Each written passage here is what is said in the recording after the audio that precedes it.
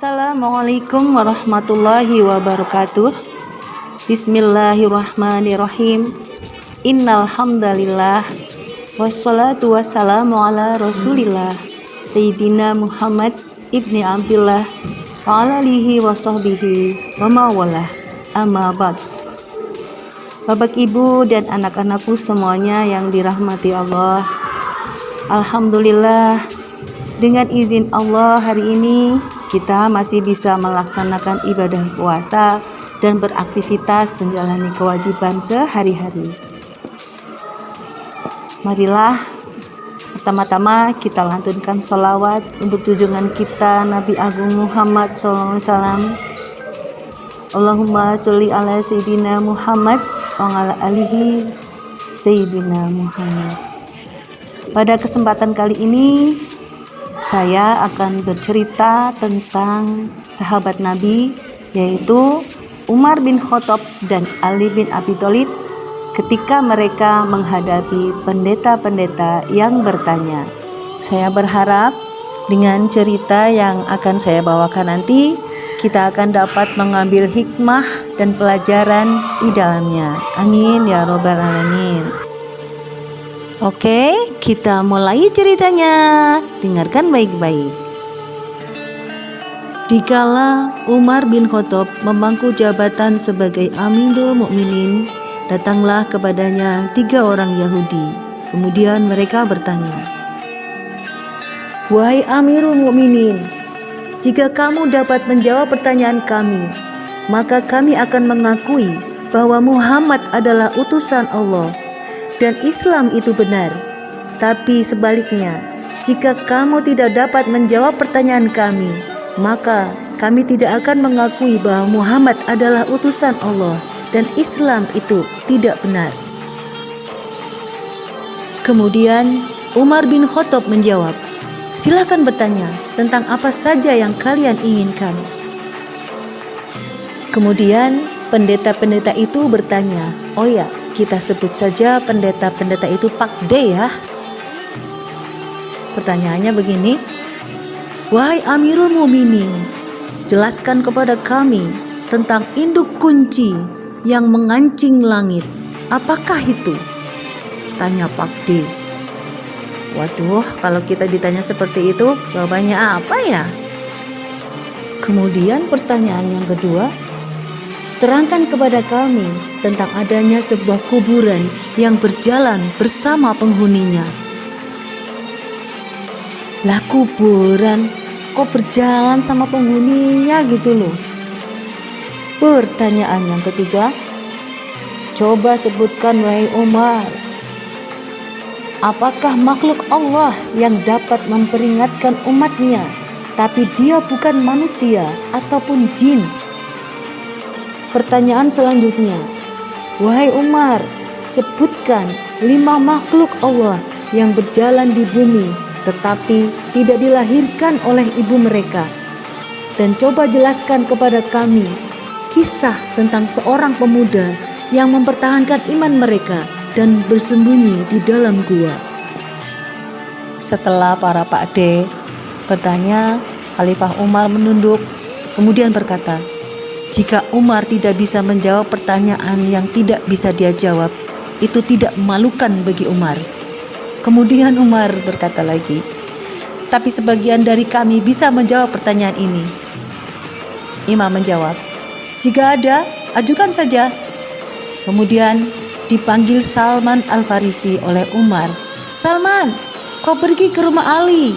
Katakan, Umar memanggilnya." Maka Salman langsung lari ke tempat Ali bin Abi Thalib. Kemudian berkata, "Wahai Abul Hasan, perlu diketahui bahwa Ali bin Abi Thalib memiliki putra bernama Hasan, sehingga para sahabat memanggil mereka Abul Hasan atau Bapake Hasan." Salman Al-Farisi berkata, "Wahai Abul Hasan, Umar memanggilmu. Ada 3 orang pendeta Yahudi yang mendebat." Maka mendengar itu, Ali langsung beranjak pergi ke tempat Umar bin Khattab yang waktu itu masih duduk bersama 3 orang pendeta tersebut. Perlu diketahui anak-anakku bahwa Ali bin Abi Thalib itu adalah putranya Abu Thalib, pamannya Nabi Muhammad SAW yang dulu merawat Nabi. Nah, ketika Nabi Muhammad SAW menikah, putranya Abu Thalib ikut dengan Nabi Muhammad yang bernama Ali. Ali bin Abi Thalib ini terkenal cerdas sekali dan sudah dibimbing atau diberi pengetahuan langsung oleh beliau Nabi Muhammad SAW. Jadi tidak heran kalau beliau menguasai semua ilmu yang pernah diberikan oleh Nabi kita. Ketika Ali sudah sampai ke tempat Amirul Mukminin, Ali berkata, "Ada apa wahai Amirul Mukminin?" Umar menjawab, "3 pendeta menanyakan beberapa hal. Semuanya tidak bisa aku jawab. Mereka akan masuk Islam jika semua pertanyaan mereka dapat dijawab, dan mereka akan mengakui bahwa Nabi Muhammad adalah utusan Allah, dan mereka akan masuk ke dalam agama kita." Kemudian Ali berkata kepada para pendeta, "Wahai para pendeta, coba ulangi pertanyaannya." Kemudian para pendeta tersebut mengulangi pertanyaan mereka satu demi satu. Ali mendengarkan dengan baik. Kemudian Ali bin Abi Thalib mulai menjawab. Anak-anak yang dicintai oleh Allah, masih ingat gak pertanyaan waktu yang pertama tadi? Saya ingatkan ya. Pertanyaan pertama Pak D tadi adalah, apa induk kunci pintu langit? Tuh. Kemudian Ali dengan tenang menjawab, pintu langit dikunci oleh syirik kepada Allah.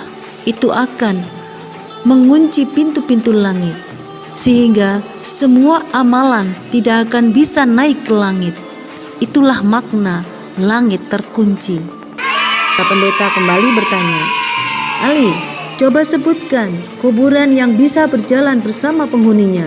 Dengan tenang Ali menjawab, "Yang kalian tanyakan ini adalah Yunus bin Matta atau Nabi Yunus. Nabi Yunus berada di dalam perut ikan. Beliau dibawa berjalan ke 7 samudra selama 40 hari.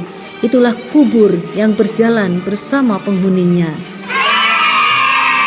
Ketiga para pakde pun kaget karena jawaban Ali semuanya benar. Ali cerdas. Kemudian pendeta kembali bertanya, "Wahai Ali, jika engkau benar, coba jawab pertanyaan ini. Apa makhluk Allah yang bisa memberi peringatan kepada kaumnya, tapi dia bukan manusia, bukan pula jin?" Dengan bersemangat, Ali menjawab, "Ketika Nabi Sulaiman dan bala tentaranya sampai di lembah semut, terdapat seekor semut yang memimpin kawan-kawannya. Kemudian semut itu berkata kepada para kawan-kawannya, 'Wahai para semut, masuklah kalian ke dalam sarang-sarang kalian, karena nanti kalian akan terinjak oleh Sulaiman dan bala tentaranya. Inilah makhluk Allah yang bisa memberi nasihat kepada kaumnya, tetapi dia bukan manusia, bukan pula jin.'" Ketiga para pendeta itu sudah mulai berubah iman. Mereka sudah membenarkan sekali dalam hati mereka. Akan tetapi masih tersisa 2 pertanyaan. Pertanyaan yang selanjutnya, "Ali, coba engkau sebutkan 5 makhluk Allah yang berjalan di muka bumi tapi tidak dilahirkan oleh induknya." Wah, kemudian Ali menjawab dengan bersemangat pula. Yang pertama adalah Adam alaihi salam, yang kedua Siti Hawa, yang ketiga unta Nabi Saleh, yang keempat tongkat Nabi Musa yang berubah menjadi ular, yang kelima kambing pengganti Nabi Ismail. Wah, kelimanya itu adalah ciptaan Allah yang tidak berasal dari induknya atau dari ayah ibu. Mereka diciptakan langsung oleh Allah. Apa yang selanjutnya terjadi anak-anak? Ternyata 2 dari 3 pendeta ini langsung menyatakan asyhadu alla ilaha illallah wa asyhadu anna muhammadar rasulullah. Demikian cermin hari ini, semoga bermanfaat. Wassalamualaikum warahmatullahi wabarakatuh.